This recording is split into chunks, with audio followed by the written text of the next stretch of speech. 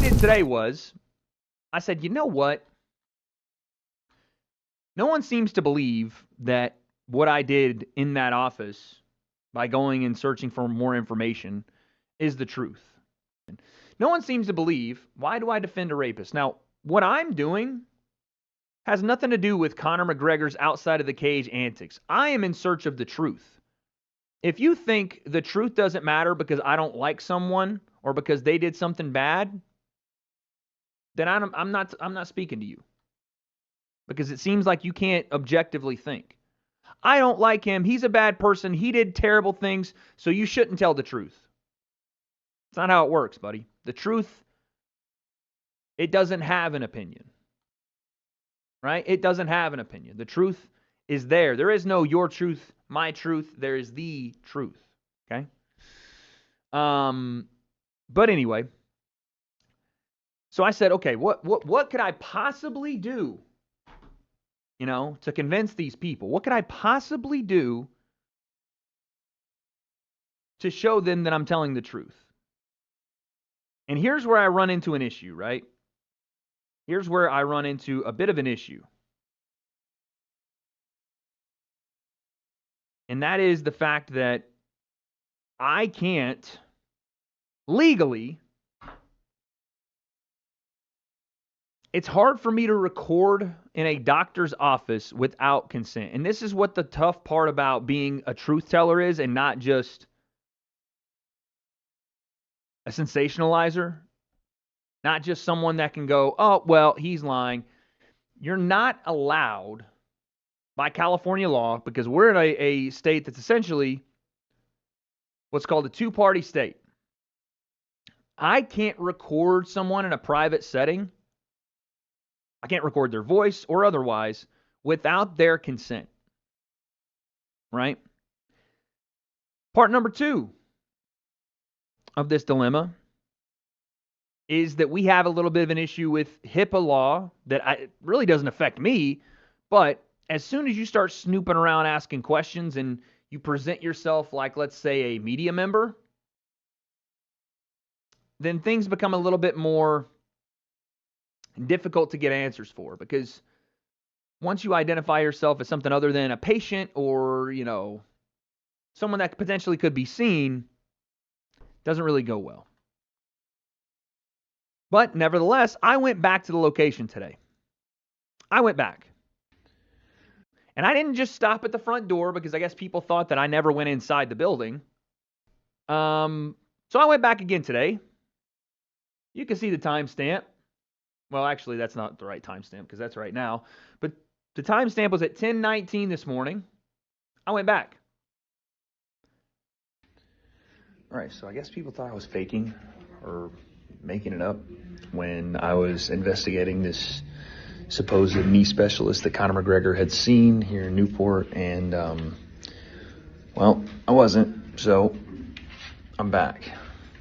Just to make sure everybody knows, this is the office of Warren Kramer III, orthopedic surgery, and today I'm a patient. So let's go see if we can get some information. So yeah, today I went in as a patient because my thinking, my rationale was, if I can get in there,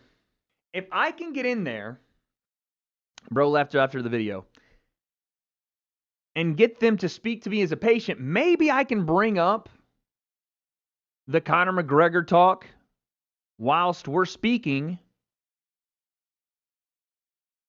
in a doctor-patient conversation, because there is no rules about me recording a conversation with my doctor, right? There's no rules with me recording a back and forth with my doctor or the doctor's office as a patient, as long as I let them know that I'm recording.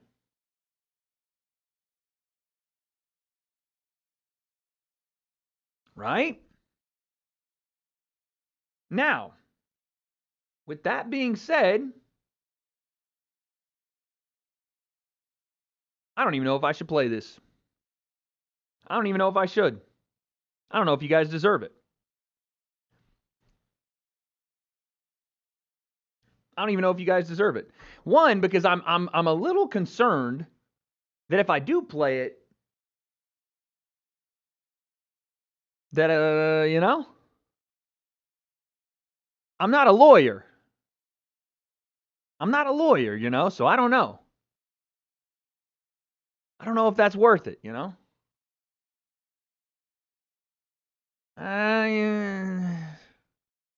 Got to be careful about this. Got to be careful. Got to be careful. How about this? I'll tell you what was said without playing it.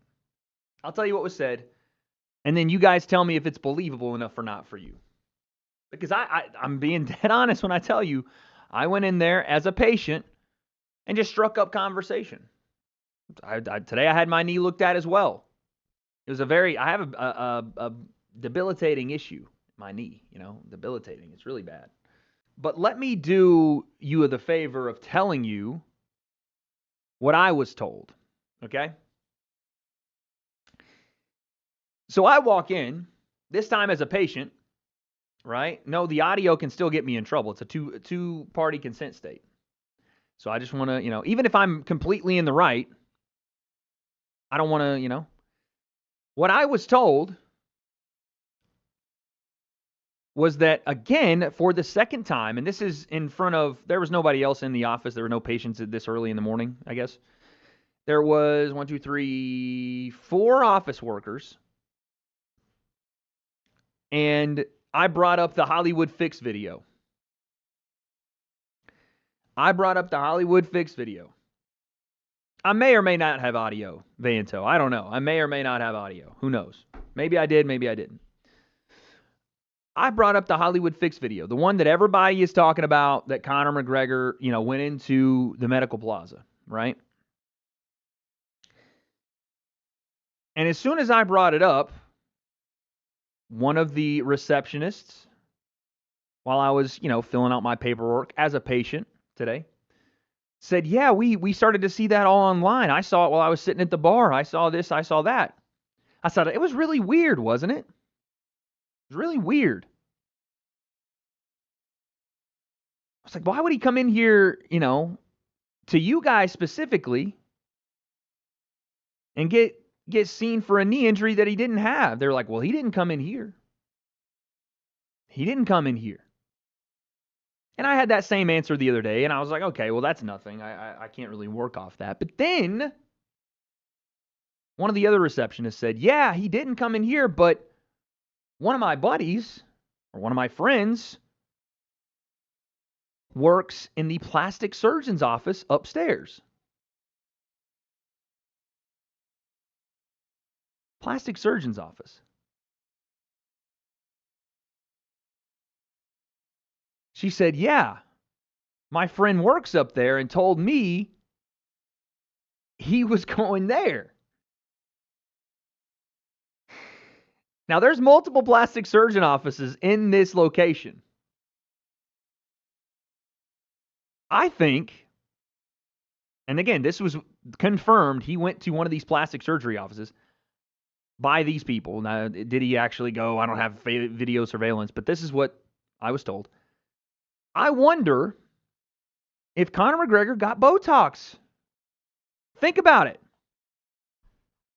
Think about it. What's one of the most viral things we have seen all week this week in terms of Conor McGregor? I'm not milking it. I'm just telling you guys the truth, at least the truth of what I was told. What's one of the most viral things we've seen all week? The fact that Conor looks aged and weathered.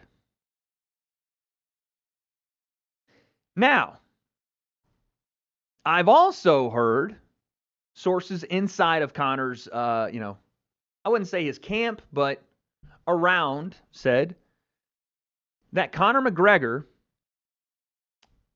when leading up to the fight, and I didn't really think of this when I was hearing it, right? I didn't really think of this when I was hearing it, but when Conor McGregor was leading up to the fight, you guys remember he did the Polymarket ad. The Polymarket ad, right? Everybody remembers it was a good ad, I thought. Very well done. Conor comes off great in it. Well, apparently, not just that, but a lot of the media stuff Conor was having to do before the fight, Conor was looking back, and I guess he's super meticulous about the way he looks and stuff. You know, he's a vain guy, I get it.